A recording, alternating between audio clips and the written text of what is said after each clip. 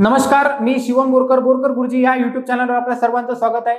मागील लेक्चरमध्ये आपण बघितलं होतं ऍप्लिकेशन ऑफ सायमल्टेनियस इक्वेशन, ज्याच्यामध्ये आपण 5 टाइपचे क्वेश्चन पाहिले होते की वेगवेगळ्या पद्धतीने आपल्याला कसे विचारले जाऊ शकतात। यानंतर आजच्या व्हिडिओमध्ये आपल्याला बघायचे टाइप 6 आणि टाइप 7। टाइप 6 मध्ये आपल्याला विचारले जातात वर्क आणि टँक किंवा स्विमिंग पूल भरण्यासाठी एवढा वेळ लागतो वगैरे, 2 पाईपनी जर आपण चालू केलं त्यावेळेस।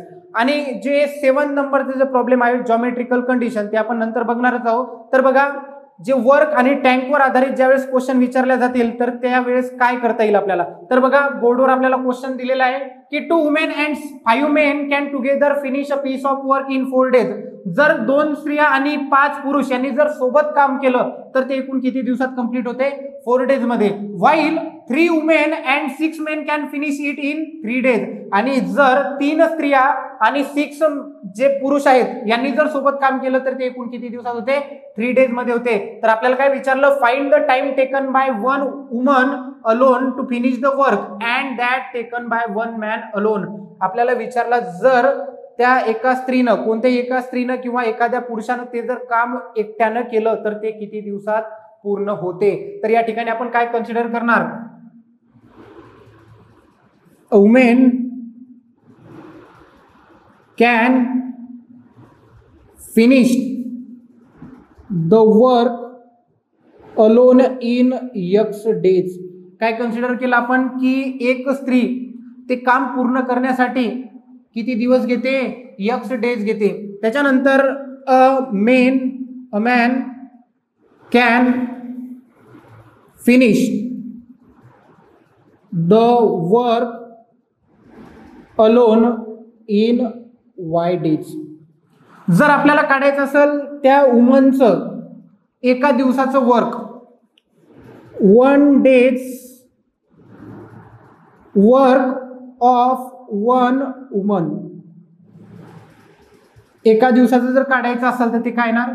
1/x। कसं? तर बघा, जर त्या स्त्रीला ते काम 10 दिवसात पूर्ण करत असेल तर एका दिवसात काय येईल? ते 10 पैकी 1 भाग ती काय करल? पूर्ण करल। जर 2 दिवसाचं काढायचं असेल तर ते काय येणार? 10 पैकी 2। 10 पैकी 2 हिस्से ते काय करणार? काम करणार। तर त्याच पद्धतीनं जर ते काम ती X दिवसामध्ये जर करत असेल तर एका दिवसामध्ये तिचं काम काय येईल? 1/x। Similarly 1 days work of 1 man काय येणार? 1/y। त्याच पद्धतीनं जर 2 वुमेन वर्क एका दिवसात जर काढायचं असेल तर ते काय येणार? तर 2 न काय करावं लागलं आपल्याला? मल्टिप्लाय। म्हणून या ठिकाणी काय येईल? 2 वुमेन 1 डेज वर्क काय येणार आपल्याला? 2/x। त्याच्यानंतर 5 मेन यांनी जर काम केलं तर त्यांचं एका दिवसाचं काम किती येईल? तिथं काय येणार? 5 मेन 1 डेज वर्क काय येणार? 5/y। आणि या दोघांनी जर सोबत काम केलं एका दिवसाचं, ते जर काढायचं असेल की work of 2 women and 5 main in 1 days, ते जर आपल्याला काढायचं असेल तर ते काय येणार आपलं? 2/x plus 5/y equals to 1 काय येणार? Equals to 1। तर आपल्याला काय दिलेलं आहे की ते काम किती दिवसात पूर्ण करतात? 4 डेज मधून। म्हणून हे झालं यांचं एका दिवसाचं काम। जर 4 दिवसाचं जर वर्क काढायचं असेल तर आपल्याला काय करावं लागेल? याला मल्टिप्लाय करावं लागेल। किती ना? 4 न। म्हणून work of 2 women and 5 main in किती डेज दिलेलं आपल्याला? 4 डेज। तर ते काय येणार? 4 × 2/x plus 5/y equals to 1। 4 इकडे मल्टिप्लाय, तिकडे गेल्याच्या नंतर काय होणार? डिवाइड। म्हणून या ठिकाणी आपल्याला काय मिळणार बघा? 2/x plus 5/y equals to 1। हे झालं आपलं इक्वेशन फर्स्ट। सॉरी, काय येणार? 1/4। हे झालं आपलं इक्वेशन फर्स्ट। सिमिलरली त्याच पद्धतीने आपल्याला सेकंड जे इक्वेशन मिळणार ते काय मिळणार? 3/x plus 6/y equals to 1/3 काय मिळणार? 3/x plus 6/y equals to 1/3। हे झालं आपलं इक्वेशन सेकंड। आणि हे लिनियर इक्वेशन इंटुएबल होत नाही तर याला कसं सॉल्व्ह करायचं ते आपण 1.3 मध्ये बघितलेलं आहे। तर या ठिकाणी आपण काय करणार? पुट करणार। काय पुट करणार? 1/x equals to m and 1/y equals to n. तर इक्वेशन काय होणार आहे 2m plus 5n equals to 1/4 equation third. त्याच्यानंतर 3m plus 6n equals to 1/3 equation fourth.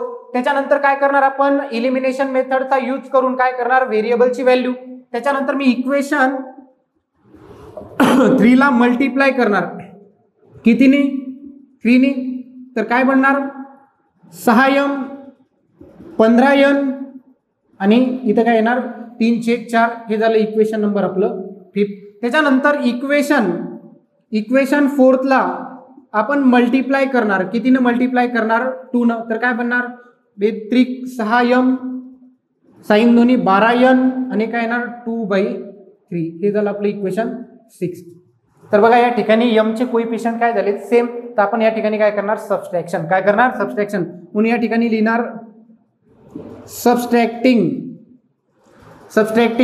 Equation 6 from equation 5. तर बघा काय 6m plus 15n equals to 3/4.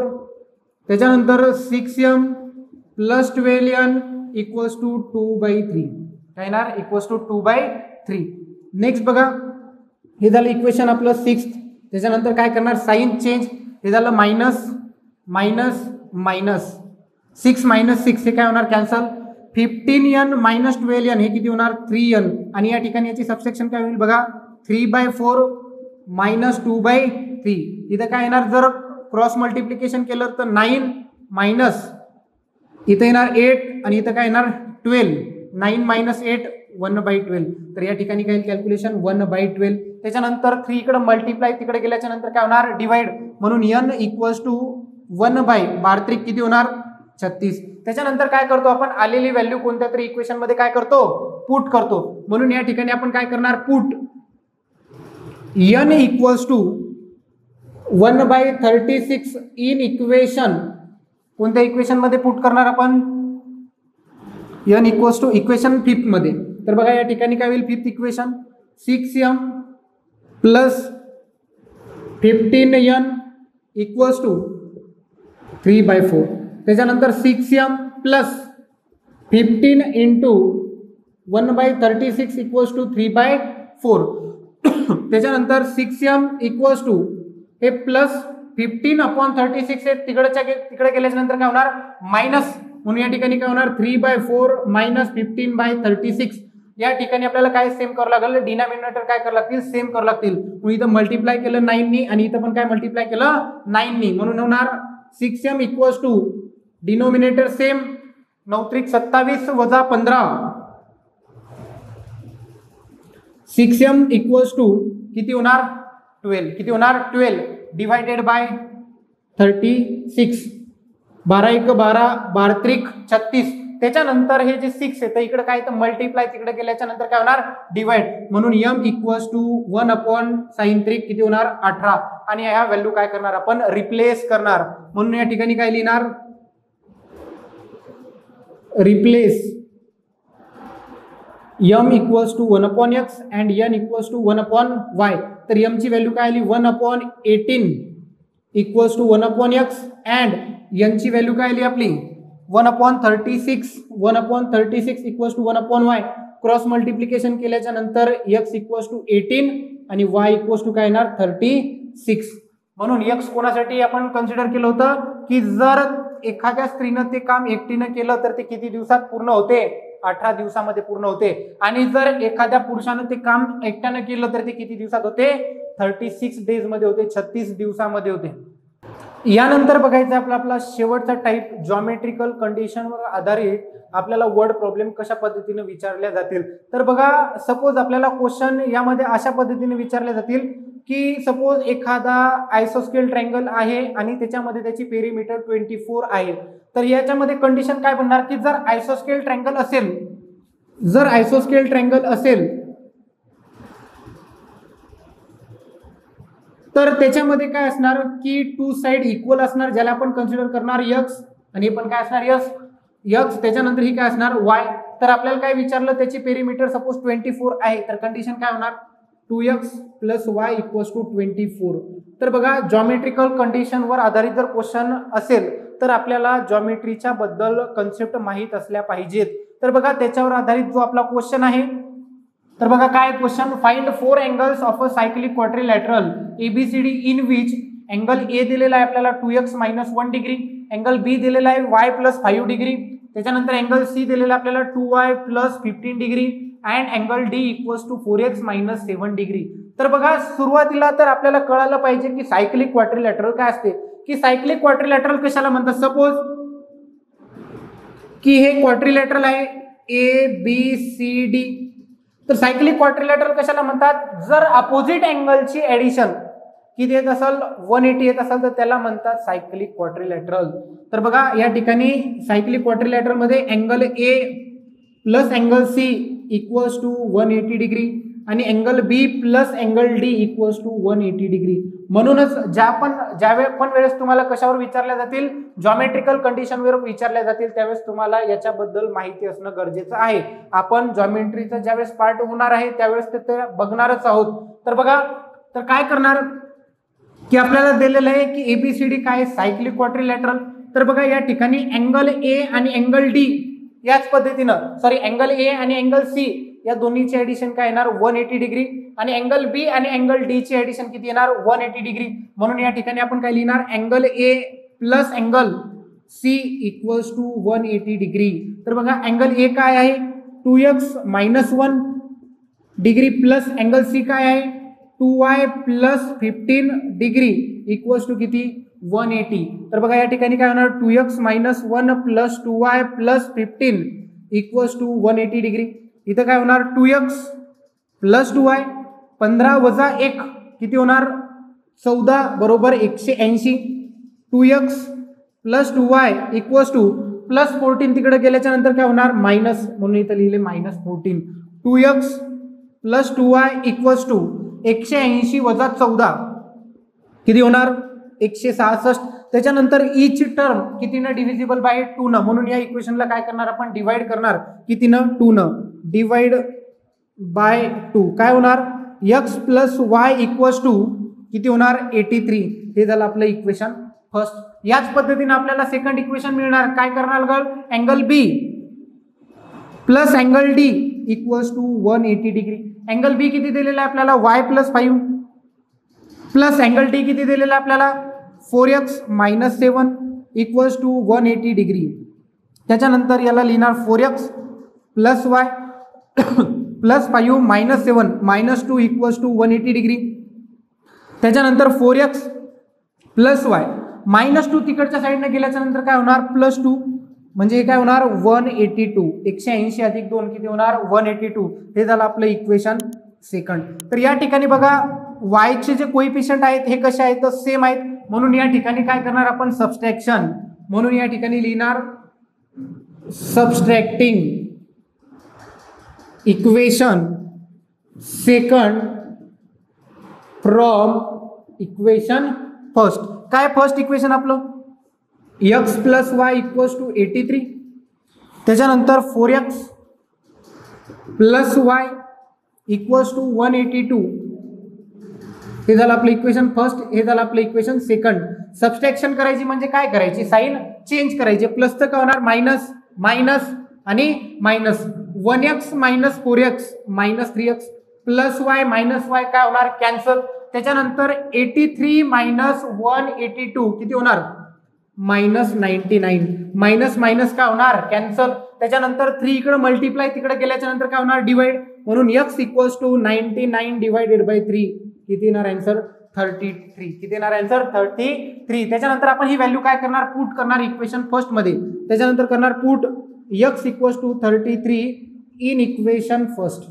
काय मिळणार बघा x plus y equals to 83, 33 plus y equals to 83. त्याच्यानंतर plus 33 तिकडे गेल्याच्या नंतर काय होणार minus y equals to 83 minus 33. y equals to किती मिळणार आपल्याला 50. काय मिळणार 50. तर आपल्याला काय विचारलं फाइंड 4 अँगल्स, आपल्याला x आणि y ची व्हॅल्यू विचारली नाही, आपल्याला प्रत्येक अँगल विचारला म्हणून एक्स आणि वाय ची व्हॅल्यू आपल्याला या ठिकाणी काय करावं लागल, पुट करावं लागल. म्हणून या ठिकाणी आपल्याला अँगल ए जर काढायचा असेल तर ते काय दिलेलं आहे 2x - 1 2 इंटू एक्स ची व्हॅल्यू किती आलेली आपली 33 -1 इथं मल्टिप्लिकेशन काय येणार 66 - 1 म्हणजे किती 65. त्याच्यानंतर अँगल बी बघा, अँगल बी काय येणार आपला y + 5 y ची व्हॅल्यू किती आली 50 + 5 किती होणार 55. त्याच्यानंतर अँगल सी बघा किती येणार 2y + 15 2 इंटू y ची व्हॅल्यू किती आहे 50 + 15 हे किती होणार 100 + 15 115. त्याच्यानंतर बघा angle D 4x - 7 4 into 33 - 7 calculation काय येणार याचं 132 - 7 किती होणार 125. काय येणार कॅल्क्युलेशन 125. या पद्धतीने आपल्याला काय विचारले जातात क्वेश्चन विचारले जातात ज्याच्यामध्ये आपल्याला जॉमेट्रिक बद्दल, ज्याच्यामध्ये जसं पॅरलल लाईन, आयसोस्केल ट्रायंगल, इक्विलॅटरल ट्रायंगल, त्याच्यानंतर याच पद्धतीनं रेक्टँगल, स्क्वेअर, पॅरालेलोग्राम, रोम्बस याच्यावर आधारित काय विचारले जातात क्वेश्चन विचारल्या जातात. तर त्याच्याबद्दल आपल्याला काय असणं गरजेचं आहे, माहिती असणं गरजेचं आहे. तर या लेक्चरला आपण इथंच थांबूया आणि नेक्स्ट पार्ट मध्ये आपण भेटूयात आपल्या प्रॅक्टिस सेट सोबत. धन्यवाद. जर तुम्हाला व्हिडिओ आवडला असेल तर नक्कीच सबस्क्राईब करा आणि लाईक करा.